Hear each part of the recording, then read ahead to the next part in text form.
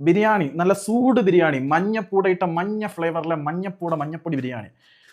സത്യം പറഞ്ഞാൽ കേരള ബ്ലാസ്റ്റേഴ്സിന്റെ പരാജയത്തിൽ സങ്കടം ഉണ്ടെങ്കിലും ഈ മഞ്ഞപ്പൂടകളുടെ അണ്ണാക്കിലടിക്കുന്ന ഒരു അവസരമായിട്ട് കൂടി ഇതിനെ കാണണം. കാരണം എന്താണെന്ന് വെച്ചാൽ കേരള ബ്ലാസ്റ്റേഴ്സിന്റെ മാനേജ്മെന്റിന്റെ തെറ്റായ നയങ്ങൾക്കെതിരെ ശബ്ദമുയർത്തി കഴിഞ്ഞാൽ കൂട്ടമായിട്ട് വന്ന് വായടപ്പിക്കാൻ വേണ്ടി ഘോരം യുദ്ധം ചെയ്യുന്ന ഈ മഞ്ഞപ്പൂട പടയോളികളുടെ കാര്യം കാണുന്നുണ്ടല്ലോ.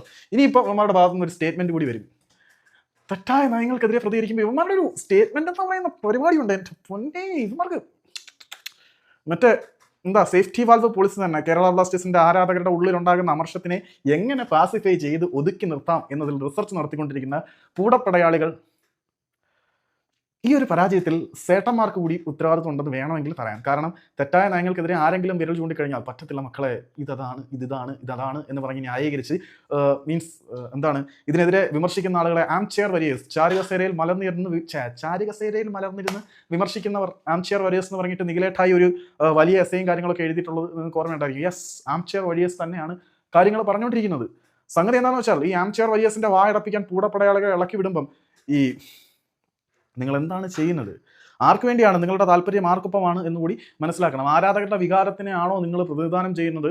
മാനേജ്മെന്റിന്റെ PR ഏജൻസി ആയിട്ടാണോ നിങ്ങൾ വർക്ക് ചെയ്യുന്നത് എന്നൊക്കെ ഒന്ന് മനസ്സിലാക്കിയാൽ കൊള്ളാമായിരുന്നു. മനസ്സിലാക്കേണ്ടത് പടയാളികളുടെ അടിമപ്പടയോ അല്ല, മറ്റുള്ളവർ ന്യൂട്രലായിട്ട് ചിന്തിക്കുന്ന ആളുകൾക്ക് കാര്യങ്ങൾ കുറച്ചൊക്കെ മനസ്സിലാവും. ഈ പൂടപ്പടയുടെ ലക്ഷ്യം എന്താണെന്നും അവർ എന്തിനു വേണ്ടിയാണ് നിലകൊള്ളുന്നതെന്നും. അപ്പം അവർ പറയും, ഞങ്ങൾ സ്റ്റേഡിയത്തിൽ പോയി സപ്പോർട്ട് ചെയ്യുന്നവരാണ്, നിങ്ങൾ ചാരികസയിൽ ഇരുന്ന് തള്ളാറേ ഉള്ളൂ. ഓക്കെ, ചാരികസയിൽ ഇരുന്ന് തള്ളുന്നവർക്ക് വിമർശിക്കാൻ അർഹതയില്ല. നിങ്ങൾ സ്റ്റേഡിയത്തിൽ പോയി സപ്പോർട്ട് ചെയ്യുന്നതിൻ്റെ മറവിൽ കുറച്ച് നാൾ മുമ്പ് റിപ്പോർട്ടും കാര്യങ്ങളൊക്കെ വന്നിട്ടുണ്ടായിരുന്നു. ഏകദേശം നേരത്തെ ഒരു ടിക്കറ്റ് സെയിലിൻ്റെ സംഭവത്തിനിടയ്ക്ക് ബൾക്കായിട്ട് ടിക്കറ്റ് എടുത്ത് മറിച്ചിടിച്ചുണ്ടാക്കുന്ന ലാഭത്തിനെ കുറിച്ചൊക്കെ ആരോ ഒരാൾ ട്വീറ്റ് ചെയ്തിട്ടുണ്ടായിരുന്നു.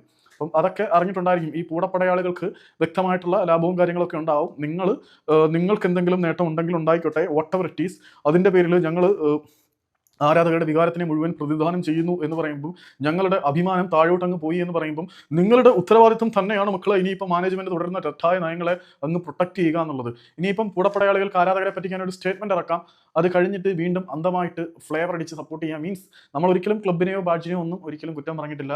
മാനേജ്മെന്റിന്റെ തെറ്റായ നയങ്ങളെയും അതിന് എല്ലാവിധ സപ്പോർട്ടും ചെയ്തു കൊടുത്ത് ആരാധകരുടെ വികാരം ഈ ഒരു മാനേജ്മെന്റിന്റെ തെറ്റായ നയങ്ങൾക്കെതിരെ തിരിയാതിരിക്കാൻ വളരെ കൃത്യമായിട്ട് പ്ലാൻ പണ്ണുന്ന ഈ ഒരു പൂടപ്പട. സോ ഈ ഒരു തോൽവിയിൽ പൂടപ്പടയാളികളുടെ പ്രതികരണം എന്താണ് എന്നറിയാൻ കൂടിയാണ് വെയിറ്റ് ചെയ്യുന്നത്. ചിലപ്പം പൂടകളുടെ പൊങ്കാല താഴെ ഉണ്ടായിരിക്കും. I don't care.